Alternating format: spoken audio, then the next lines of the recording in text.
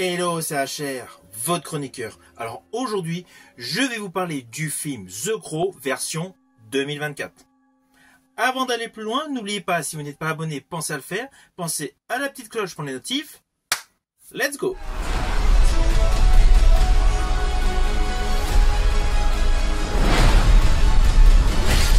Tu n'imagines pas l'enfer qui t'attend. Bien au contraire.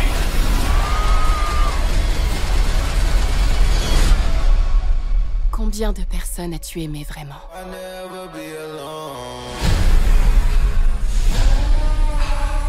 Alors tout d'abord, je tiens à vous préciser que ce film est un plantage total. Il y a beaucoup de défauts et c'est impressionnant. Mais bon, avant d'aller plus loin, je tiens à faire un petit coup de gueule concernant l'élaboration des remakes. Il y en a marre. Je ne comprends pas ce délire à Hollywood d'effectuer des remakes de films mythiques. Déjà, des remakes de simples films, c'est assez compliqué de faire aussi bien, voire mieux. Ah oui, il y a quelques anciens films qui sont aussi bons que les précédents. Je pense notamment à la version des 7 mercenaires de John Sturges avec Yul Brynner, qui était le remake du film Les 7 samouraïs. Mais ce film fait partie d'une toute petite liste de remakes valables, de remakes intéressants. C'est pour cela que je ne comprends pas pourquoi faire un remake lorsque l'on n'est pas sûr de faire aussi bien. En plus, le film d'Alex Proyas, The Crow avec Brandon Lee, était un chef-d'œuvre. Rien que pour son côté culte, on ne devait pas toucher ce film. Et en plus, sur ce film est attachée la mort de Brandon Lee. Rien que pour ce détail, j'estime qu'on n'aurait pas dû faire un remake de ce film. Alors oui, vous allez me dire, seulement quelques années après le film The Crow avec Brandon Lee, il y avait une série avec l'acteur Mark Dacascos ayant pour titre The Crow Stairway to Heaven.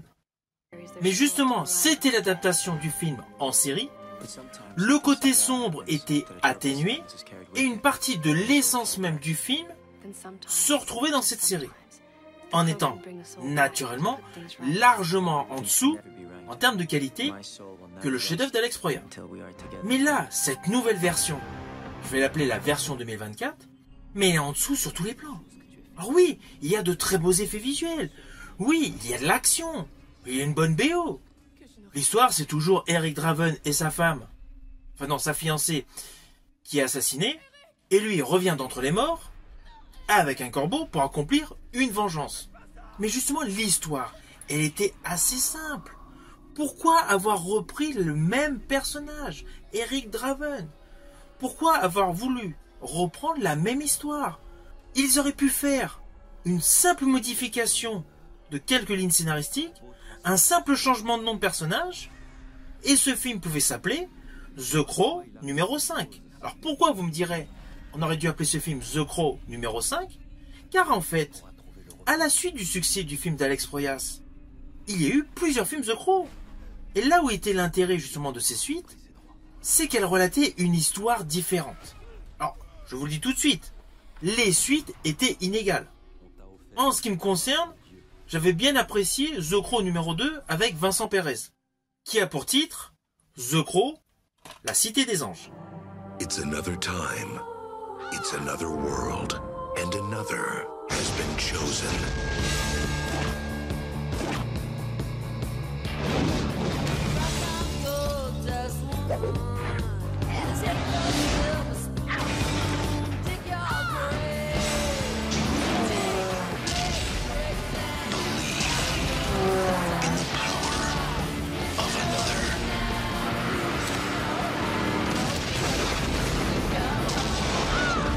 The Crow, City of Angels.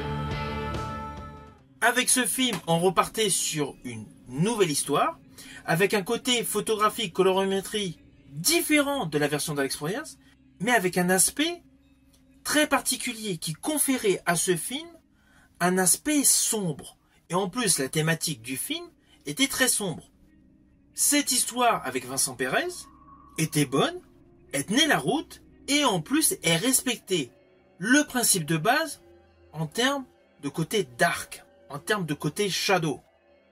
avec de surcroît beaucoup de personnages totalement malsains, ce qui faisait radicalement le contraste avec l'Ange Vengeur. Ensuite, un troisième opus paru en 2000, avec pour titre The Crow 3 Salvation. Crow legacy continues when a young man is wrongfully accused of murder. Alexander Frederick Corvus, do you have any last words? I love Lauren. I'm innocent.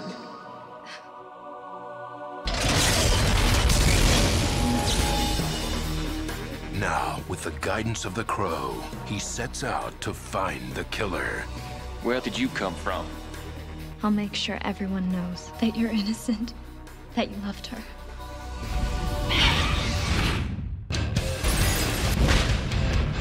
What do you want? I want to know why! I can't be alive, not without you. Eric Mabius, Kirsten Dunst. The Crow, Salvation. Dans cet opus, on retrouvait un côté dark, mais honnêtement, ça y est, la saga commençait à véritablement chuter. Déjà, la version de 96, avec Vincent Perez, qui était une seconde histoire avec de nouveaux personnages, était en dessous de qualité du film d'Alex Proyas de 94. Et là, The Crow Salvation, sorti en 2000, était encore en dessous. Mais avec de belles performances d'acteurs, notamment celle du grand méchant du film, un policier interprété par Fred Ward. Ensuite, un quatrième opus de cette saga The Crow est sorti en 2005 avec Edward Furlong, ayant pour titre The Crow Wicked Prayer. The Crow can bring that soul back to put the wrong things right. Didn't we kill that guy?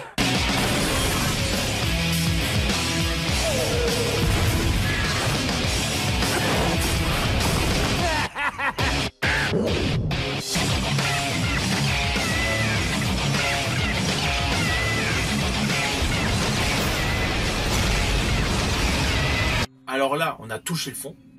Avec ce film, on a totalement touché le fond.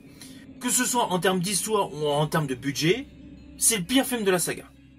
L'histoire est inconsistante, l'effet sombre a totalement disparu. C'est juste, voilà, un film avec une connotation surnaturelle, mais vite fait, quoi. Et je rajouterais même que la performance d'Edward Furlong est chaotique. On a réellement l'impression qu'Edward Furlong lui-même ne croit pas en son personnage. Enfin bon, c'est d'ailleurs ce qui a clôturé donc la saga The Crow. Après, il y a eu des péripéties pour remonter un film, un reboot, une suite, enfin bon bref. Alors je ne vous cache pas que j'étais très sceptique à l'idée d'un remake du chef-d'œuvre d'Alex Proyas.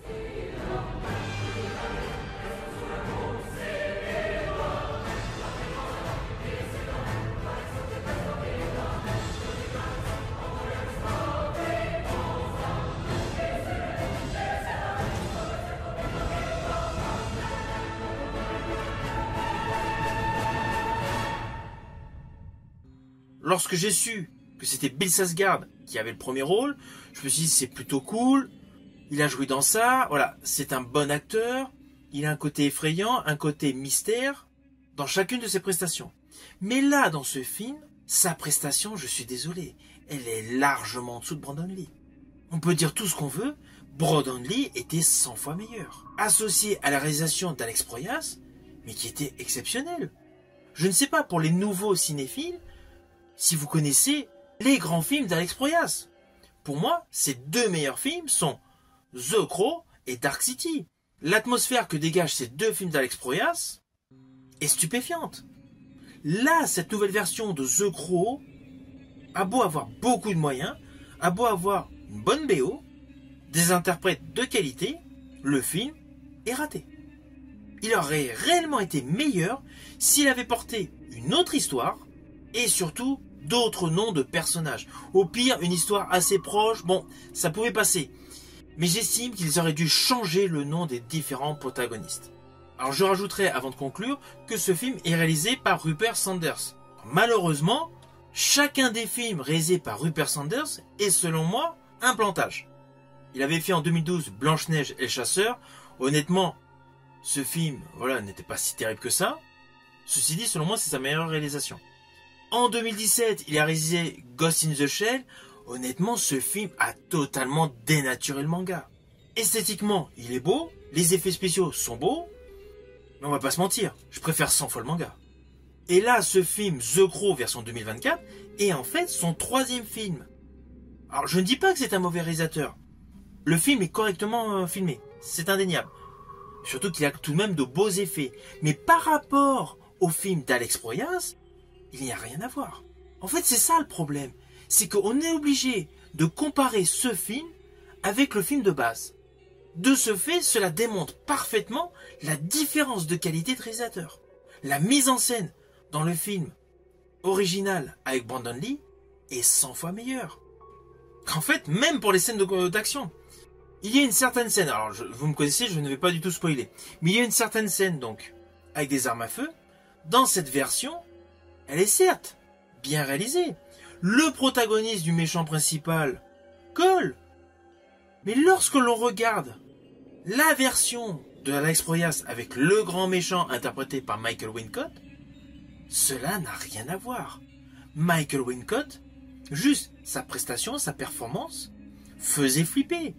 On se disait, le gars est totalement déjanté. Honnêtement, dans ce film, dans cette nouvelle version, en dehors du bon jeu de Bill Skarsgård, tous les autres ne sont pas du tout convaincants. Ils jouent bien, mais ne sont pas convaincants dans cette expérience cinématographique. Ils jouent tout simplement. Combien de personnes as-tu aimé vraiment?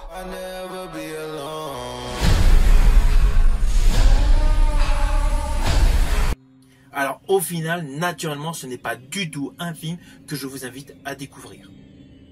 Sur la totalité de ce qui a été fait autour de cette histoire The Crow, je vous invite à découvrir principalement The Crow avec Brandon Lee et à regarder The Crow, La Cité des Anges avec Vincent Perez, qui est largement en dessous, mais qui est tout de même bien. Tout le reste de ce qui a été fait sur le personnage The Crow, sur cette histoire The Crow, est totalement oublié. Si vous avez aimé ma vidéo, n'oubliez pas, petit pouce vers le haut, pensez au partage. Quant à moi, je vous dis à bientôt pour une prochaine vidéo.